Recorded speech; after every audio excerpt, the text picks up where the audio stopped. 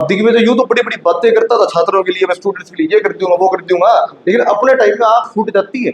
आपको याद होगा, आज से 2 सवा 2 साल पुरानी बात है, मैं गवर्नमेंट कॉलेज में स्टूडेंट्स के कोई काम के लिए गया था। कोई रिवोल्यूशन का बच्चों का मुद्दा था।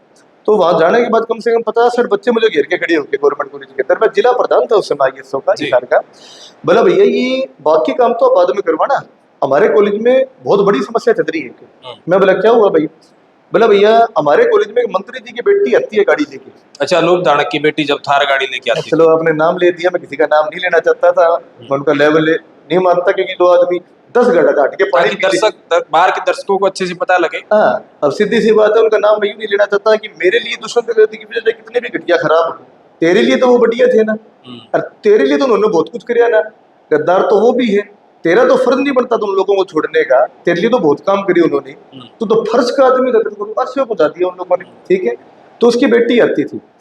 सबसे पहली बात तो उसकी बेटी क्या करती थी, कॉलेज के गेट पे आई, जहां दूसरे बच्चों के लिए कॉलेज के मेन गेट के बराबर एक छोटा गेट उसको खोलते थे, जहां बच्चे गिर जाते थे, मोटरसाइकिल गिर गया, चोट लगी, उस लड़की के लिए मेन गेट खुलता था, गार्ड खड़ा होकर सलामी मारता था, काले रंग की थार, MLA का स्टिकर, काले शीशे, और तो प्रिंसिपल की पार्किंग की स्टाफ में वहां जाके गाड़ी खड़ी करती थी। तो मैं जाके प्रिंसिपल के पास गया और मैंने उनको एक ही बात कही, मैं मैडम आप बड़े ईमानदार हो और आपने बड़े छात्रों के लिए अच्छे काम करे हैं, मेरे को कंट्रोवर्सी नहीं बढ़ानी चाहिए की, मैं इस लड़की के लिए आपसे बात करने आया।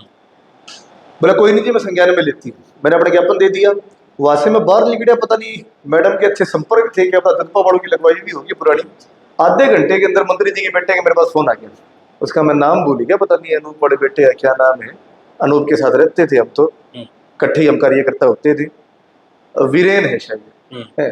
बोला मैं वीरेन बोल रहा हूँ। मैं कौन वीरेन भाई? बोला मंत्री अनूप धाड़क का लड़का। छोटे भाई इतना चाहिए ना, बता कोई बात नहीं है, अनूप भी हमारा बड़ा भाई है, इकट्ठा हमने काम कर रखे हैं, बताओ क्या बात है। बोला आपको मेरी बहन से कोई दिक्कत है क्या? मैं नहीं छोटे भाई मेरी कोई दिक्कत नहीं आपकी बहन से।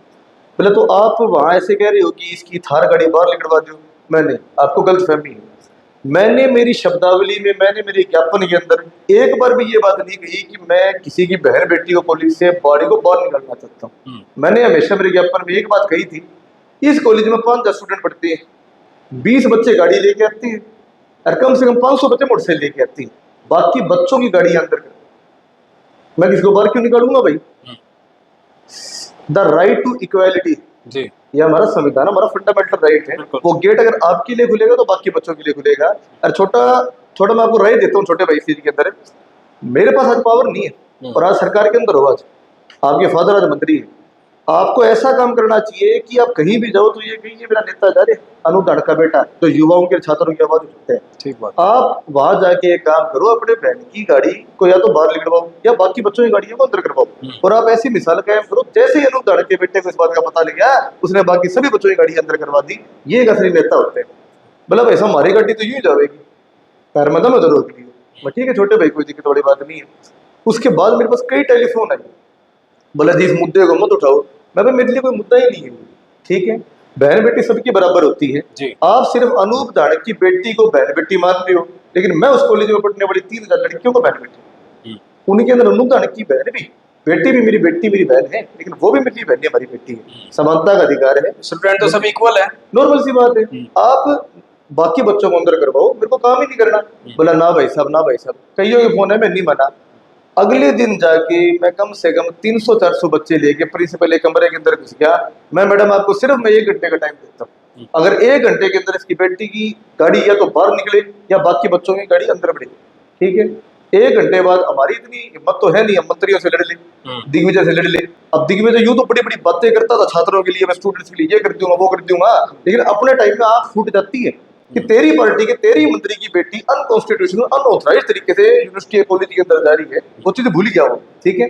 मैं सिर्फ हम 1 घंटे बाद 1000 स्टूडेंट्स इकट्ठे होके गेट के बाहर खड़े होके अपनी डिग्रियां फाड़ने का काम करेंगे। डर गया, अल्टीमेटम दे दिया, और करते हम नो डाउट, अपने पहले क्या करे नहीं है ये काम, और करते हम बिल्कुल करते हैं, नो डाउट करते हैं। मैं खुद मेरी डिग्री फाड़ने का काम करता। आधे घंटे से पहले एक सर्कुलर पास हो गया, अगर प्रधानमंत्री भी गाड़ी लेके आता है तो गाड़ी बाहर खड़ी होगी, गाड़ी किसी के अंदर नहीं जा सकती। गाड़ी सिर्फ और सिर्फ प्रिंसिपल की और स्टाफ के अंदर जाएगी, किसी गाड़ी अंदर नहीं जाएगी। ये काम मैंने करवाया, ये स्टूडेंट्स का काम था।